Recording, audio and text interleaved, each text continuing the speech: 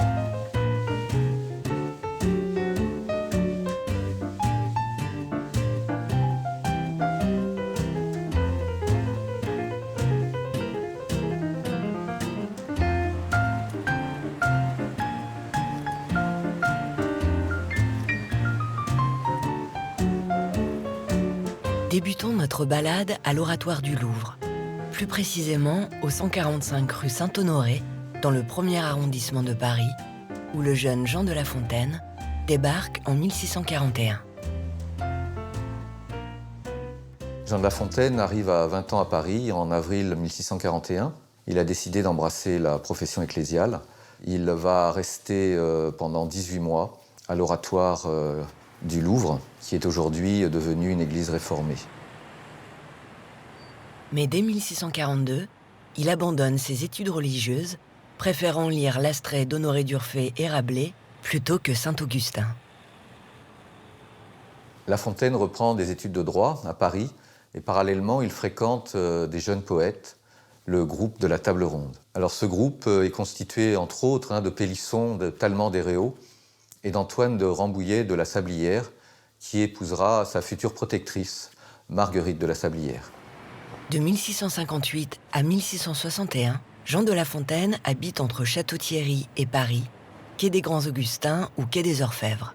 Entre-temps, il s'est marié, a divorcé et a obtenu son titre d'avocat à la Cour du Parlement. Puis, il entre au service de Fouquet, surintendant des finances, auquel il livre, outre une série de poèmes de circonstances prévus par contrat, une sorte de pension poétique. La Fontaine compose une ode à la mémoire de Fouquet. Malheureusement, cette œuvre, il ne pourra pas l'achever, car Fouquet est arrêté en septembre 1661 sur ordre de Louis XIV. Début de l'année 1663, on retrouve La Fontaine qui accompagne l'oncle de son épouse dans le Limousin. Pourquoi avoir quitté Paris ? Sans doute pour accompagner justement cet oncle exilé qui était proche de Fouquet. Par là, La Fontaine montre qu'il, même s'il est au service du roi, il prendra de la hauteur. Et on retrouvera d'ailleurs un certain nombre de critiques dans les vers qu'il composera plus tard. De retour à Paris, La Fontaine réside au Palais du Luxembourg chez Marguerite de Lorraine, duchesse d'Orléans, richement dotée par son défunt mari. La Fontaine sera gentilhomme servant, ce qui amènera son anoblissement. Au cours de ces années, La Fontaine va se faire un nom à Paris, dans le monde des lettres, en publiant notamment Joconde et Contes et Nouvelles, un ouvrage érotique qui sera interdit à la vente et dénoncé par le parti dévot. Depuis le Palais du Luxembourg, La Fontaine se rendait à l'Hôtel de la Monnaie, alors appelé l'Hôtel de Nevers, dont mesdames de Sévigné et de Lafayette étaient les familières. Il participait alors à la querelle des anciens et des modernes, dans laquelle il se déclarait partisan d'un retour aux écrivains classiques. La guerre des anciens et des modernes. Les anciens sont menés par Boileau. Ils sont partisans de l'héritage culturel qui provient notamment des grands auteurs antiques, grecs et romains. C'est en s'appuyant sur les auteurs les grands auteurs anciens, que les nouveaux parviendront à la gloire. La métaphore des nains assis sur les épaules des géants illustre parfaitement cette thèse. Boileau a avec lui les grands auteurs de son temps, La Fontaine, Racine, Fénelon, La Bruyère. Quant aux modernes soutenus par Charles Perrault, ils soutiennent que le siècle de Louis XIV est inégalable, tant sur le plan politique, artistique et religieux. Perrault a pour lui l'Académie, le Parti des Veaux, les salons à la mode et une foule de poètes qui sont aujourd'hui complètement oubliés. En 1672, la duchesse d'Orléans meurt. La Fontaine devient alors l'hôte de Madame de la Sablière pour une vingtaine d'années. D'abord dans son hôtel de la rue Neuve des Petits Champs, devenu rue de Charenton, puis rue Saint-Honoré. Ce déménagement est dû à la décision de Madame de la Sablière de se consacrer pleinement aux malades. Elle continue néanmoins de loger La Fontaine, rue Saint-Honoré, jusqu'en 1693. Le 15 novembre 1683, La Fontaine devient un immortel. Mais Louis XIV, qui veut voir élire Boileau, n'autorise pas la compagnie à consommer l'élection. En 1684, Boileau est finalement élu et aussitôt l'élection de La Fontaine est consommée. La réception à l'Académie a lieu le 2 mai 1684. La Fontaine y occupera le fauteuil numéro 24, précédemment occupé par Colbert. Petite revanche sur le complot qu'avait orchestré Colbert en 1662 contre son protecteur, Nicolas Fouquet. La mort de Madame de la Sablière en janvier 1693 est l'occasion pour La Fontaine de lui rendre un vibrant hommage dans son poème Le Corbeau, la Gazelle, la Tortue et le Rat. Cette mort survient alors que La Fontaine est gravement malade. Rétabli au printemps, il va loger au 63 rue Plâtrière chez ses nouveaux protecteurs, le banquier Hervart, conseiller au Parlement, et son épouse. Le poète rend son dernier souffle le 13 avril 1695 à cette adresse. Une plaque au 63 rue Jean-Jacques Rousseau, ex-rue Plâtrière, lui rend d'ailleurs hommage. Jean de La Fontaine est d'abord inhumé le 14 avril 1695 au cimetière des Saints-Innocents, mais il n'y restera pas longtemps.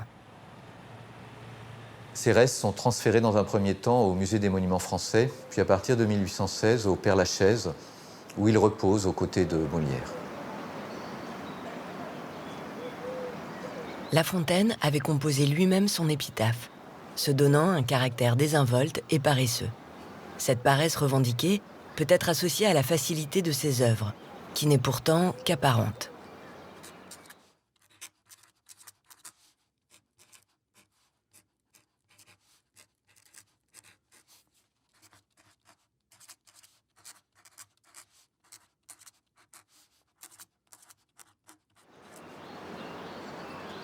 La ville lui rend hommage avec une rue et une statue dans l'ouest parisien.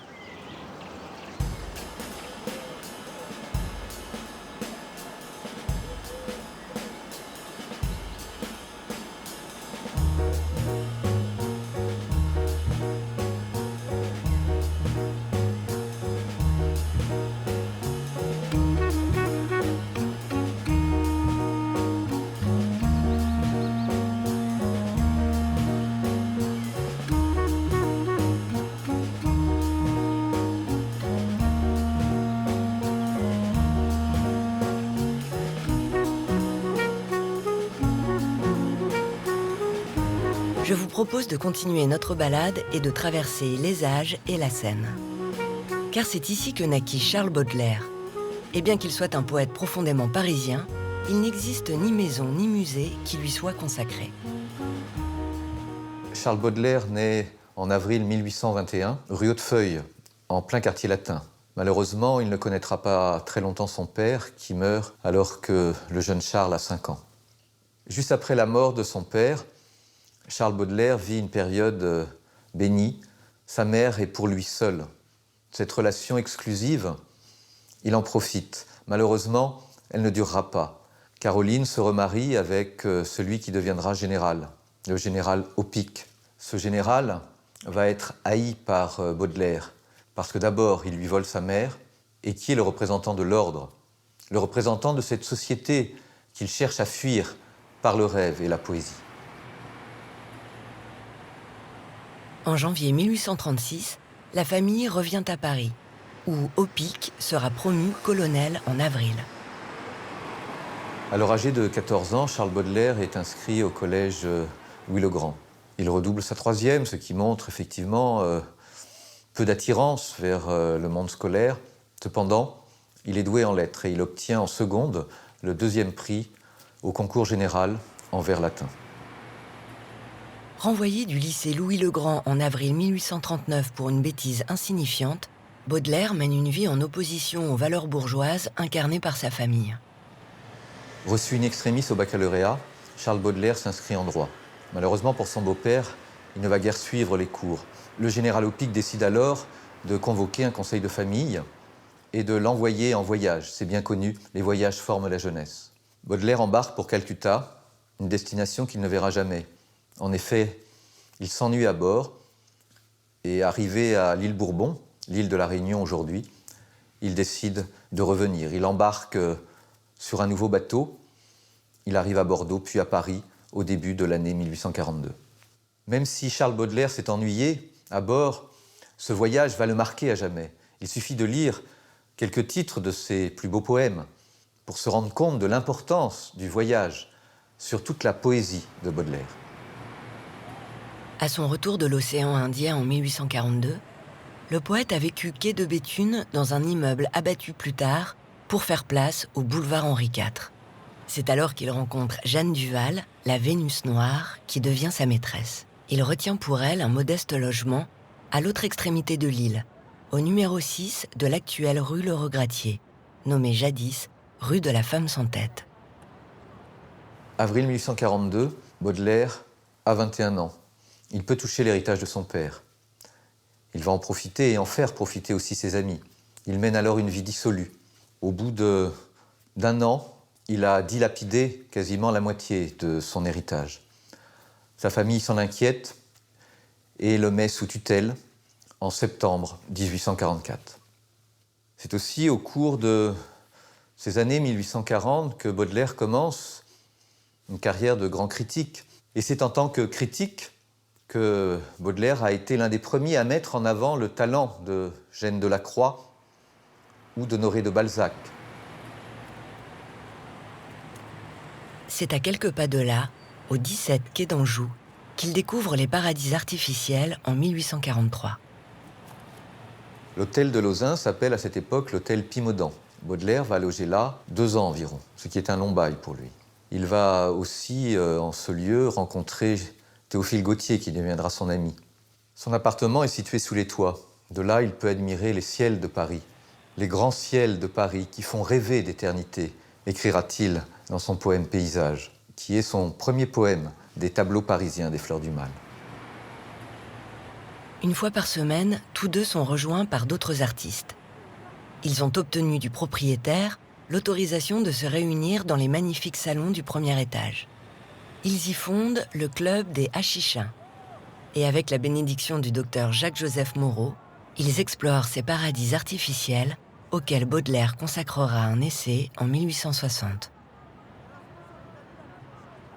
Ces soirées, notamment, incitent les convives à consommer du hashish, ce qui était une pratique très à la mode à cette époque. Balzac, les frères Goncourt et d'autres en parleront dans leur œuvre.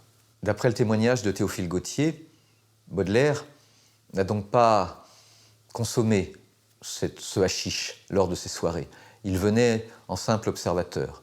Pourtant, il est l'auteur des paradis artificiels. On a cru que c'était une apologie de la drogue, de la consommation de hashish. Non, Baudelaire dénonce parfois l'abus de la consommation. Mais pour lui, il veut montrer par cet ouvrage que l'homme a besoin d'artifices pour sortir de la dureté, de la réalité du monde. En dehors de cette attraction pour l'île Saint-Louis qui a marqué ses années de jeunesse, le poète a longuement vagabondé de petits hôtels en pensions médiocres, quelquefois sordides. Il écrira « J'ai vu l'horreur de mon taudis ».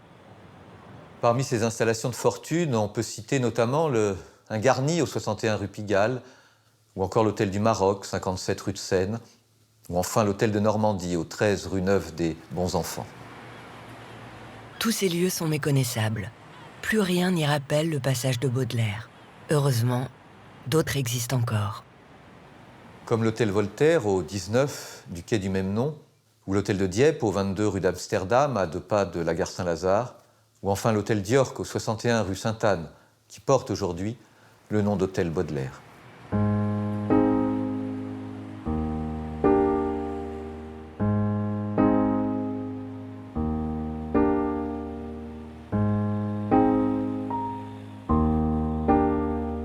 Rechercher Baudelaire dans Paris peut s'avérer difficile.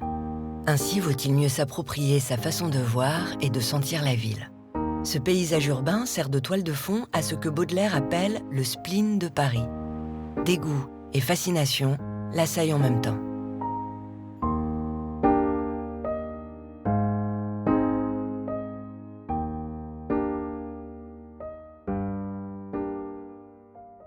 En avril 1864, très endetté, Charles Baudelaire part pour la Belgique avec l'espoir de se renflouer.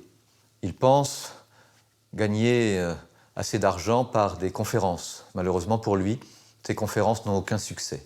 Au cours de son séjour en Belgique, son état de santé s'aggrave brusquement.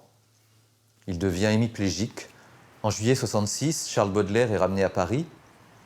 Il est alors interné à la maison du docteur Duval, un aliéniste alors réputé. C'est là qu'il meurt, rongé par la syphilis, le 31 août 1867, à 11h du matin. Le lendemain, Narcisse Ancel, son conseil judiciaire, et Charles Asselineau, son ami fidèle, déclarent le décès à la mairie du 16e arrondissement et signent l'acte d'état civil.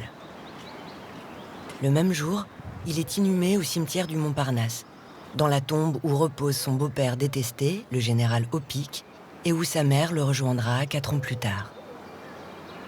Baudelaire est aujourd'hui considéré comme l'archétype du poète maudit. Pourquoi ? Parce que Les Fleurs du Mal, son recueil principal, publié en juin 1857, sera condamné pour outrage aux bonnes mœurs et à la morale publique. Baudelaire devra payer une forte amende, son éditeur, Poulet-Malassis également, et 6 poèmes seront censurés. Malgré la relative clémence des jurés eu égard au réquisitoire plus sévère qui vise 11 poèmes, ce jugement touche profondément Baudelaire.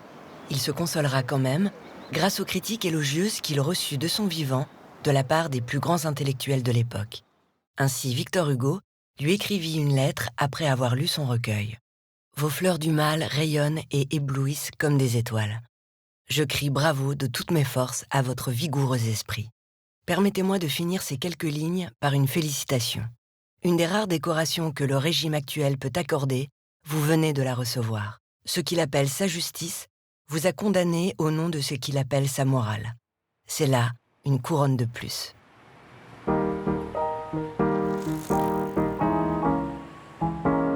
Intéressons-nous maintenant à un autre poète du même siècle, Paul Verlaine.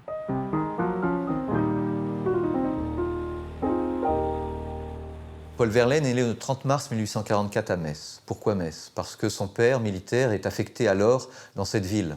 Et il devra attendre ses 7 ans, soit quelque temps après la démission de son père de l'armée, pour découvrir la capitale.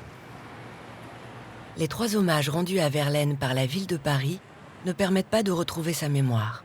Sur la butte aux Cailles, dans le 13e arrondissement, la butte Paul Verlaine rappelle seulement que le poète a pris le parti de la Commune en 1871, ce quartier ayant été défendu par les communards au cours d'une bataille particulièrement acharnée.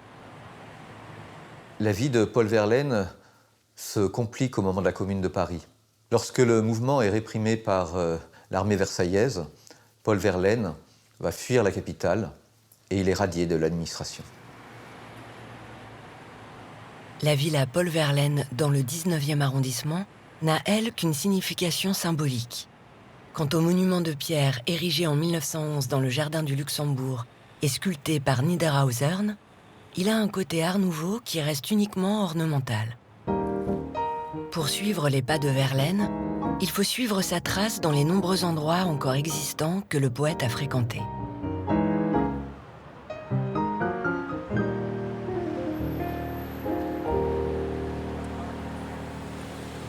Alors à Paris, sa famille habite d'abord rue des Petites Écuries, puis ensuite le quartier des Batignolles, qui est un nouveau quartier à l'époque. Paul Verlaine va être un enfant un peu difficile. Pourquoi? Parce qu'il est choyé, gâté. En effet, sa mère a fait plusieurs fausses couches avant lui, ce qui montre son désir d'enfant. Ce côté gâté va se retrouver dans son caractère. Verlaine a été habitué enfant à avoir tout ce qu'il voulait. Ça va le porter également vers la nonchalance et le rêve, des thèmes qu'on retrouvera dans toute sa poésie. Pour lui forger le caractère, son père décide de le mettre en pension. Il suit les cours au lycée Condorcet. Là, il obtient le baccalauréat en 1862. Un baccalauréat difficile, hein, il l'obtiendra malgré de mauvaises notes en sciences, mais de très bonnes notes, heureusement, en français. Entre la place de Clichy et les Batignolles, plusieurs rues l'ont connu adolescent. Lorsqu'il habitait chez ses parents, notamment au 10 rue Nollet, appelée alors rue Saint-Louis, et au 26 rue l'Écluse, comme l'indique une plaque. Mais c'est à quelques centaines de mètres de là que se trouve sans doute le plus touchant de ces lieux de mémoire. Sur le flanc nord-ouest de la butte Montmartre se situe, au 14 rue Nicolet, la maison de monsieur et madame Mottet et de leur fille Mathilde. Paul Verlaine a été présenté à cette jeune fille en 69. Il va la courtiser et lui écrire un certain nombre de poèmes qu'on retrouvera dans son recueil La Bonne Chanson. Le mariage a lieu en août 1870 en l'église de Notre-Dame de Clignancourt.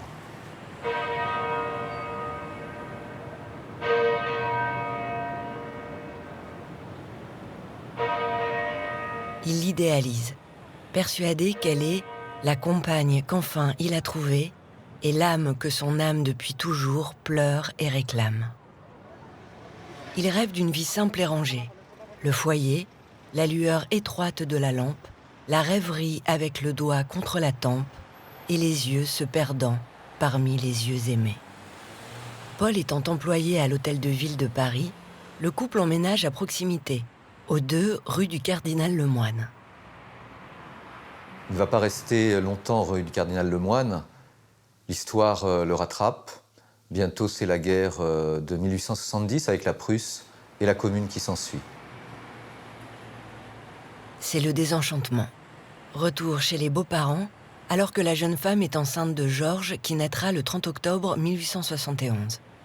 Le couple totalement désuni ne résistera pas à la rencontre que va bientôt faire Paul Verlaine. Durant l'été 1871, Verlaine reçoit une lettre d'un jeune admirateur, un certain Rimbaud, natif de Charleville. Il accompagne sa lettre de quelques poèmes de son cru. À la lecture de ces poèmes, Verlaine est admiratif. Il parlera de vers d'une beauté effrayante. Il invite alors le jeune homme à venir le rejoindre à Paris chez ses beaux-parents, lui payant même les frais du voyage. Verlaine attend le jeune homme devant la gare de l'Est ce 10 septembre, mais il ne peut pas l'identifier. Il le retrouvera rue Nicolet à son retour chez lui. Rimbaud, qui va sur ses 17 ans, se montre farouche, taciturne. Les Mottet demandent bientôt à Verlaine que le jeune Ardennais quitte le logis. Verlaine demande alors à ses amis de l'héberger. Il évoquera dans ses souvenirs une hospitalité circulaire en raison des inconvenances du jeune poète. Verlaine va bientôt suivre le jeune homme qu'il surnomme l'époux infernal, à Londres, puis à Bruxelles, où ils vivront ensemble une aventure passionnelle, jalonnée de beuveries, d'élans poétiques et de bagarres. Leur romance s'arrête à Bruxelles le 10 juillet 1873. Ce jour-là, Paul Verlaine tire un coup de pistolet sur Rimbaud. Il est blessé au poignet droit. S'ensuit un séjour de prison qui durera environ 1 an et demi. Dans sa geôle, Verlaine va revenir à la religion catholique de son enfance et écrire quelques-uns de ses plus beaux poèmes. On y trouve comme un écho de sa relation passionnelle avec Arthur Rimbaud. Verlaine revient à Paris au cours de l'été 1882. Son alcoolisme entraîne des crises de violence répétées. Il est emprisonné pour avoir tenté une nouvelle fois d'étrangler sa mère, avec laquelle il vit toujours. Longue déchéance, sa fin de vie est quasiment celle d'un clochard. En tant café et hôpitaux, est condamné à des amours misérables.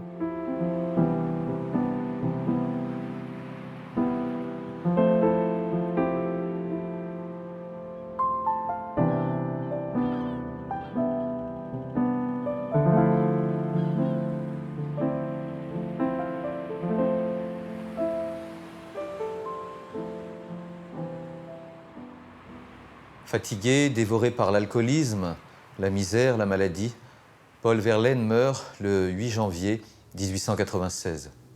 2 jours plus tard, ce sont ses funérailles en l'église Saint-Étienne-du-Mont. Ce jour-là, les habitants du quartier sont étonnés de voir tant de beau monde, et notamment le ministre, aux funérailles d'un poivreau notoire.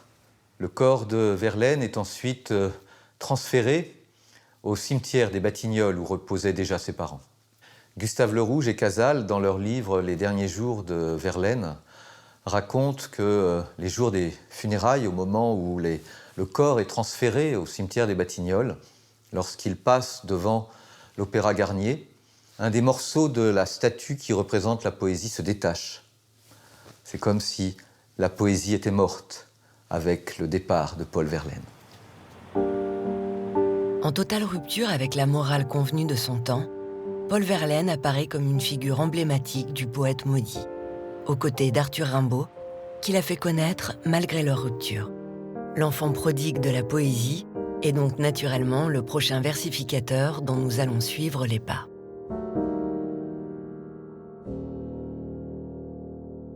Arthur Rimbaud est un immense poète, un aventurier, un explorateur. Il est né le 20 octobre 1854 à Charleville.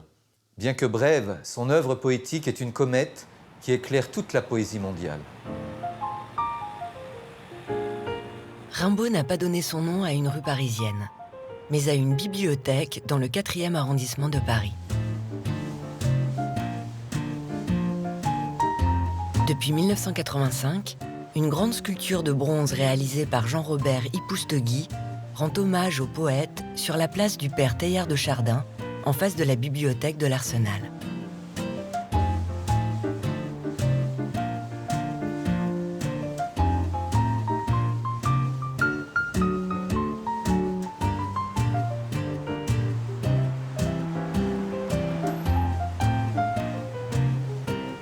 Enfin, inauguré en 2012, un long mur de la rue Férou reproduit sur la pierre le texte intégral du poème le plus célèbre de Rimbaud, Le bateau ivre.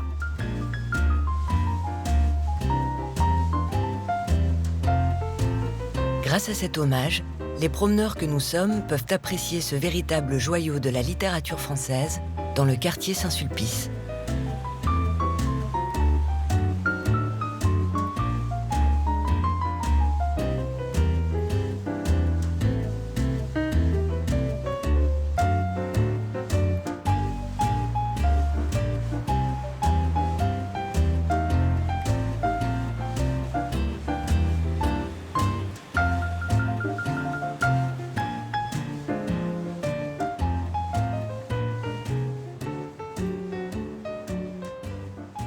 Cette inscription commémore la lecture qu'il en a faite le 30 septembre 1871 devant un groupe de jeunes poètes et d'artistes, les Vilains Bonshommes. Quelques jours après, l'un d'eux, le poète Léon Valade, écrira « C'est un génie qui se lève ». Comme nous l'avons vu précédemment, Rimbaud est d'abord hébergé chez les Motets, rue Nicolet. Ensuite, les amis de Verlaine prennent le relais. À tour de rôle, Charles Cros, André Gide, Théodore de Banville. Puis, vers la mi-novembre, il va être hébergé chez les Utistes, qui logent rue Racine, à l'angle avec le boulevard Saint-Michel. Les Utistes forment un groupe de poètes et d'artistes qui ont choisi pour titre un dérivé de l'interjection zut, qui montre le côté provocateur de leur poésie et de leur démarche. À cette époque, plusieurs poètes s'y rassemblent et y fondent une société littéraire nommée par dérision le Cercle des poètes zutiques. Outre Verlaine, Léon Valade, Germain Nouveau et Jean Richepin s'y donnent rendez-vous. Le jeune poète boit et joue du couteau aisément. Au fil des mois, les provocations de Rimbaud excèdent l'entourage de Verlaine. L'incident avec Carja, qui a lieu début mars 72, va l'exclure définitivement du groupe. Ce soir-là, éméché, Rimbaud tire une canne épée et blesse à l'épaule le célèbre photographe. La dissolution du Cercle des poètes zutiques l'oblige à quitter l'Hôtel des Étrangers. De janvier à avril 1871, Verlaine partagera avec lui une chambre dans un petit hôtel de la rue Campagne Première, à l'angle du boulevard Raspail. Puis, c'est la fuite en avant des deux amants. À un peu plus de 20 ans, Rimbaud renonce définitivement à la poésie, ce qui va contribuer à sa légende. Rejetant la civilisation industrielle de l'Occident, il choisit l'aventure qui l'amènera jusqu'en Abyssinie, où il devient négociant, trafiquant, explorateur. De cette seconde vie, les seuls écrits qui nous restent sont sa longue correspondance, notamment avec sa famille et ses amis, et aussi quelques articles géographiques. Souffrant gravement de la jambe droite à la suite d'une chute, il retourne en France, où il se fait amputer. 6 mois plus tard, il meurt à Marseille d'un cancer des os. Il venait d'avoir 37 ans. Des poèmes comme Le bateau ivre, Le dormeur du Val ou Voyelle comptent parmi les plus célèbres de la poésie française. La précocité de son génie, sa carrière littéraire fulgurante, sa vie brève et aventureuse contribuent à forger sa légende et faire de lui l'un des géants de la littérature mondiale.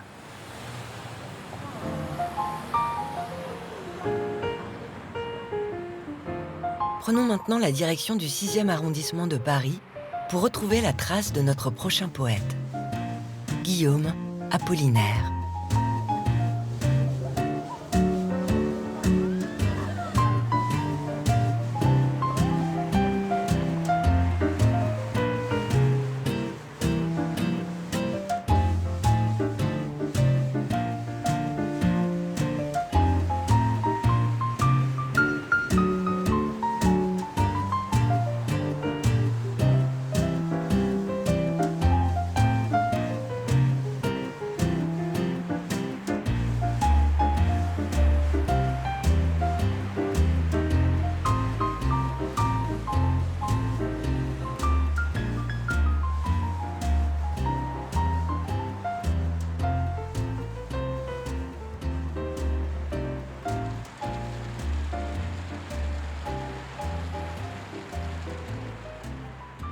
Né à Rome le 31 août 1880, d'une mère lituanienne, Willem de Kostrovitsky passe sa scolarité et son enfance en principauté de Monaco, dans un établissement de langue française. Arrivé à l'âge de 19 ans à Paris, il change de nom, en choisissant de franciser l'un de ses prénoms, Apollinare.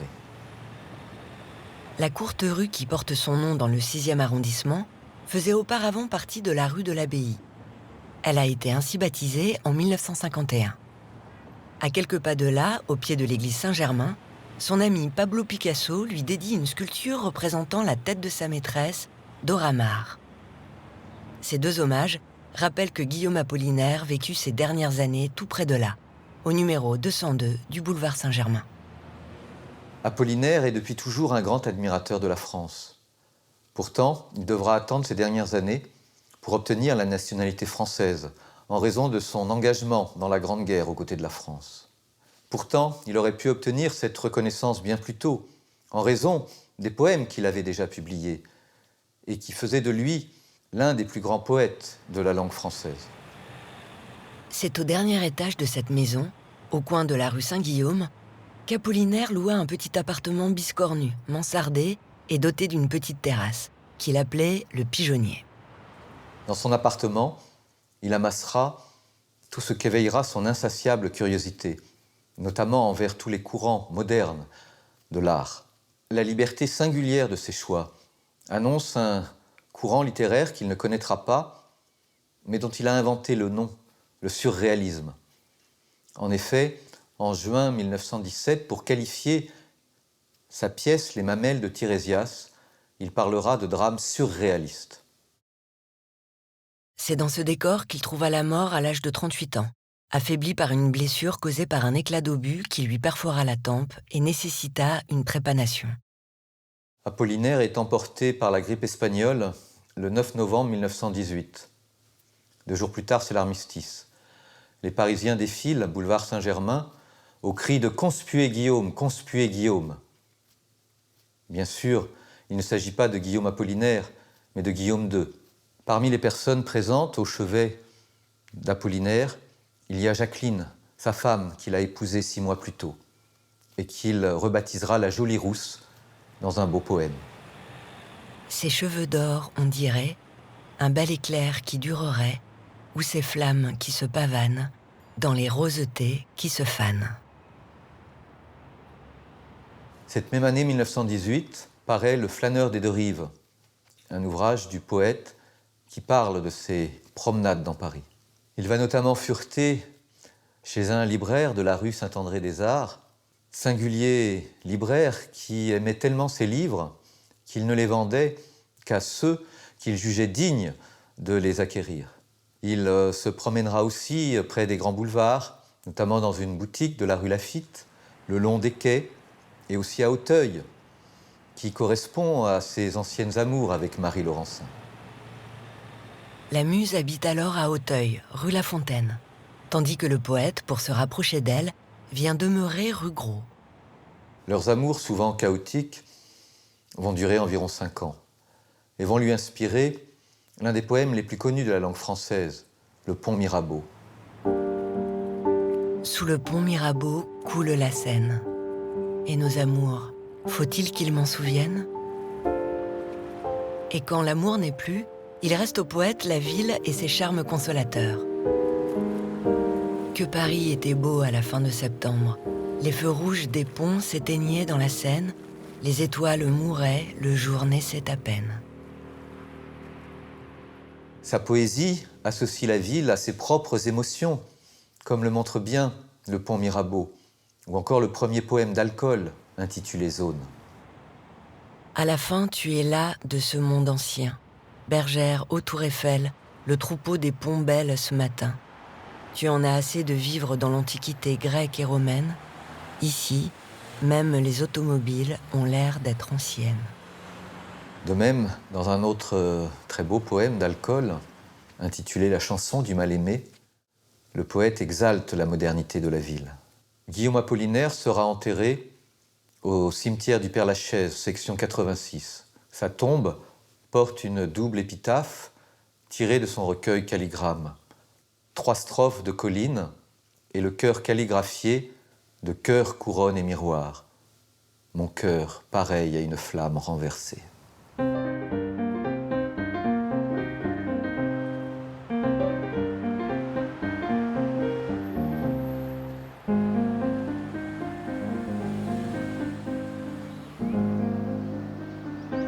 Pour tous ceux qui aiment à la fois la littérature et Paris, les Buttes-Chaumont sont indissolublement liés au souvenir de Louis Aragon et de son paysan de Paris. C'est, assure-t-il, le parc où est niché l'inconscient de la ville. Les jardins étant pour lui des lieux qui réenchantent la vie et font rêver les hommes. Les jardins, ce soir, dressent leurs grandes plantes brunes qui semblent au sein des villes des campements de nomades. Puis, parvenu en haut de l'avenue Secrétan, il pénètre dans cette grande oasis et en énumère les endroits les plus chargés de magie. Le lac, le belvédère et surtout le fameux pont qui, paraît-il, a le don d'inciter les malheureux à se jeter dans le vide et qui serait la véritable Mecque du suicide. Louis Aragon est un poète et romancier français, né à Paris dans le 7e arrondissement à la fin du 19e et mort en décembre 1982, rue de Varennes, non loin de son lieu de naissance. Engagé dans la Grande Guerre, il rencontre André Breton. Avec lui, il va être l'un des principaux animateurs du mouvement Dada et du mouvement surréaliste, avec Tristan Tzara et Philippe Soupeau. Ses poèmes seront mis en musique et interprétés par Léo Ferré et Jean Ferrat et contribueront à sa grande renommée populaire. Dans Le Paysan de Paris, Aragon décrit un autre lieu mythologique, le passage de l'Opéra, qui sera détruit en 1925. Heureusement, d'autres passages datant de la même époque subsistent.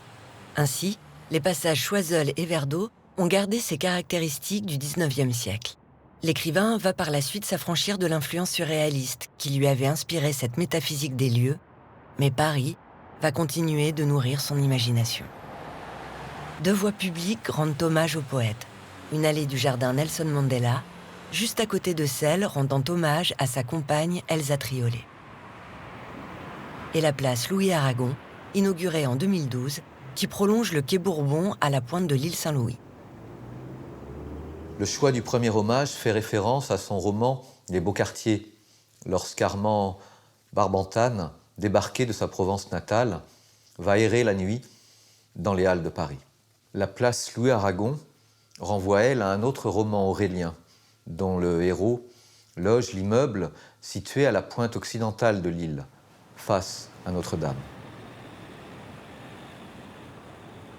La maison faisait la proue de l'île, vers l'aval, où la rive se termine par un bouquet d'arbres et un tournant solitaire et triste où viennent s'accouder les amoureux et les désespérés.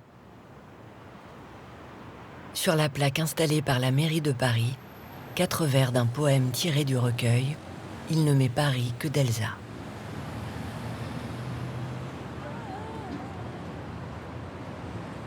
Deux plaques logent aussi l'homme et non ses personnages de roman. L'une sur la façade de l'hôtel Stella, avenue Carnot, propriété de sa mère et où il passa ses jeunes années. L'autre sur la façade de l'hôtel Istria, rue Campagne 1er. C'est ici que logeait Elsa Triolet lorsqu'elle demanda à rencontrer Aragon, dont la lecture du livre « Un paysan à Paris » l'avait fascinée. Louis-Aragon et Elsa Triolet se rencontrent au bar de la Coupole à Montparnasse à 17h en novembre 1928. Le soir même, il la raccompagne dans sa chambre de l'hôtel Istria. Une histoire d'amour devenue légendaire vient de commencer. Histoire légendaire car aujourd'hui, on la connaît au travers des poèmes d'Aragon et aussi de la voix de Jean Ferrat. Ne s'éteint que ce qui brilla, lorsque tu descendais de l'hôtel Istria. Tout était différent rue Campagne 1er, en 1929 vers l'heure de midi. Rien ne rappelle aujourd'hui ce pays bizarre, où tu m'as prise au tournant de ma tragédie, assis sur mon propre cercueil nouveau Lazare, ayant oublié mon âme en des lieux maudits.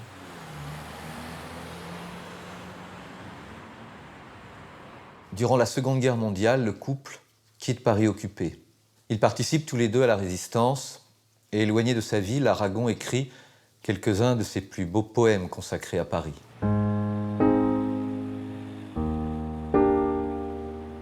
Arrachez-moi le cœur, vous y verrez Paris. Ou encore, c'est de ce Paris-là que j'ai fait mes poèmes.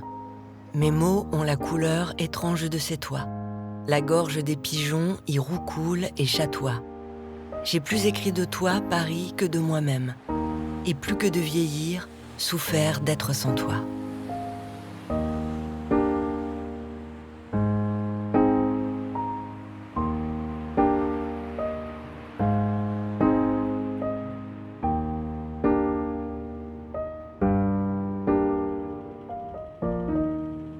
Aragon meurt le 24 décembre 1982 à son domicile de la rue de Varennes. Il est inhumé au moulin de Villeneuve, à Saint-Arnoux en Yvelines, aux côtés d'Elsa Triolet. En dépit des polémiques qui existent autour de son nom, notamment en raison de sa fidélité au communisme, la poésie d'Aragon reste une des plus belles et des plus pures poésies du XXe siècle.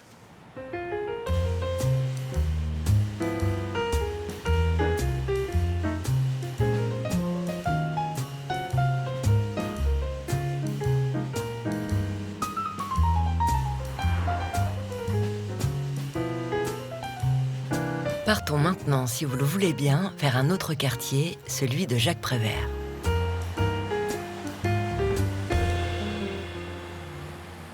Jacques Prévert est un poète qui se caractérise par sa langue familière, par ses jeux de mots.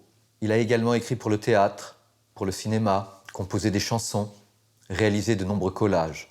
Jacques Prévert est un artiste multiforme. Installée dans le quartier qui borde le flanc nord du Jardin du Luxembourg, la famille Prévert déménage plusieurs fois.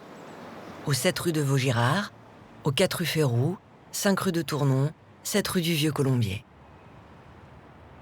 Non loin de là, la ville de Paris lui a rendu hommage en donnant son nom à un collège. Ceci n'est pas un hasard, car Prévert a vécu en 1935 à l'hôtel Montana, rue Saint-Benoît. Jacques Prévert a beaucoup fréquenté Saint-Germain-des-Prés dans les années 30 et 40. Mais son aventure poétique a débuté non loin de là, à Montparnasse, où il a vécu de 1924 à 1928. Il loge alors rue du Château. dans une maison achetée par Marcel Duhamel, futur éditeur de la fameuse collection de romans policiers Série Noire. Le nom de la célèbre série noire a été d'ailleurs trouvé par Jacques Prévert. Celui-ci a connu Marcel Duhamel à son service militaire, de même qu'Yves Tanguy, le peintre. Tous trois ont habité cette curieuse maison de la rue du Château. D'autres amis les rejoignent ensuite, parmi lesquels Queneau, Perret, Desnos, Giacometti, Aragon. Tous vont participer au mouvement surréaliste. Que ce soit rue Fontaine chez Breton ou rue du Château, on pratique les cadavres exquis, une expression dont la paternité revient à Jacques Prévert. La maison n'existe plus, avalée par la gare Montparnasse. Mais un peu plus loin, le Paris d'autrefois s'obstine à survivre. Ainsi, à l'autre bout de cette même rue, quelques maisons basses semblables à celles de la bande subsistent. Amené à écrire pour le cinéma, Jacques Prévert entame une collaboration fructueuse avec Marcel Carné. On peut citer Le Quai des Brumes, Le Jour se lève, Les Visiteurs du soir, ou encore l'inoubliable Les Enfants du paradis. Celui-ci ressuscite le boulevard du crime à l'époque romantique, qui fait de Paris la ville des amoureux par excellence.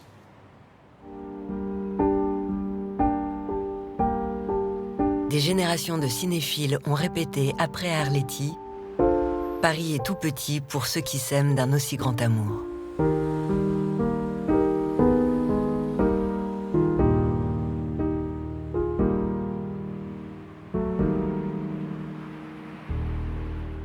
Le succès retentissant de Paroles, en 1946, prouve qu'un recueil de poésie peut toucher un large public. Il faut dire que la poésie de Prévert est écrite dans une langue simple. Prévert est le grand poète des rues de Paris.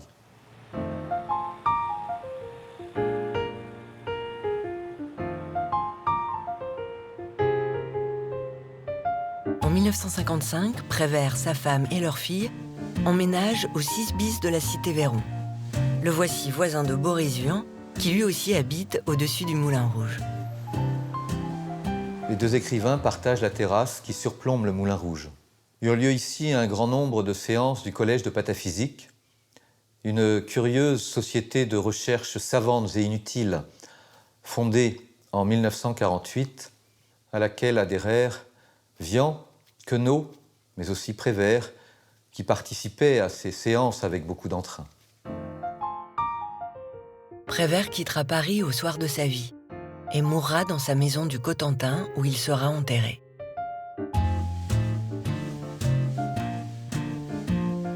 C'est ici que notre visite de Paris, d'une rime à l'autre, s'achève.